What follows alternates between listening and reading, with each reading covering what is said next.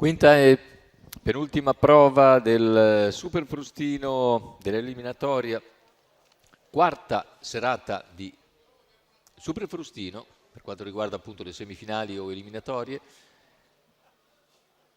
Countach, Azteca Dimar, Cole K del Ronco, Enola Gay Treb, Stalba Pax, Brunello Grimm in prima fila, Elixia Evalite, Charles Magic e Delizia di Casei in seconda, corsa anche in questo caso piuttosto incerta. Cole K del Ronco chiude comunque con i favori del pronostico, numero 3 dello schieramento, Davide Di Stefano in sediolo.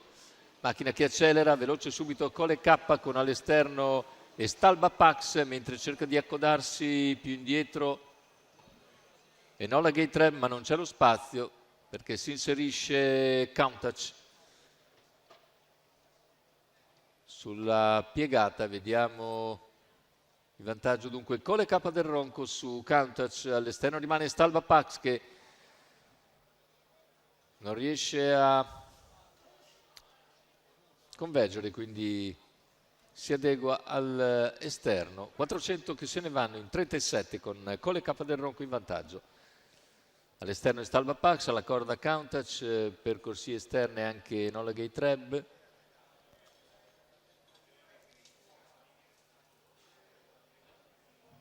Poi più indietro c'è anche Elixia, intanto i 600 in 47,3 con situazione per il momento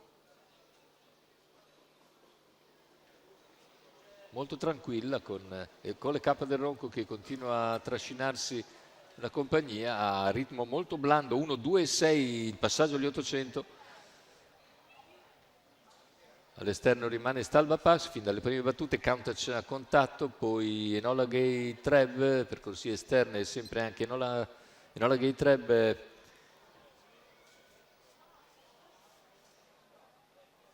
Più indietro Elixia, ma non cambia nulla praticamente perché il ritmo non si è ancora mosso praticamente fin dalle prime battute. Ritmo blanco, ora c'è stato un 14-5 ed è il primo Brunello Grimm allungo. squalificato.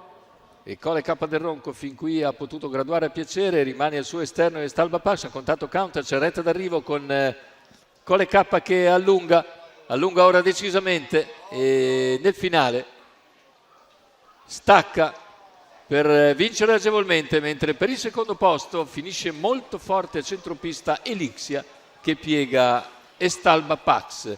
1,16 ragguaglio conclusivo con 29,5 a chiudere. Andiamo a rivedere il bel primo piano per Cole K del Ronco e Davide Di Stefano che in percorso di testa vince questa quinta corsa al Savio e allunga così nella classifica generale a una gara dal termine. Il successo per Davide Di Stefano con Cole K del Ronco, Giorgio Cassani al training per conto del signor Emanuele Masoero.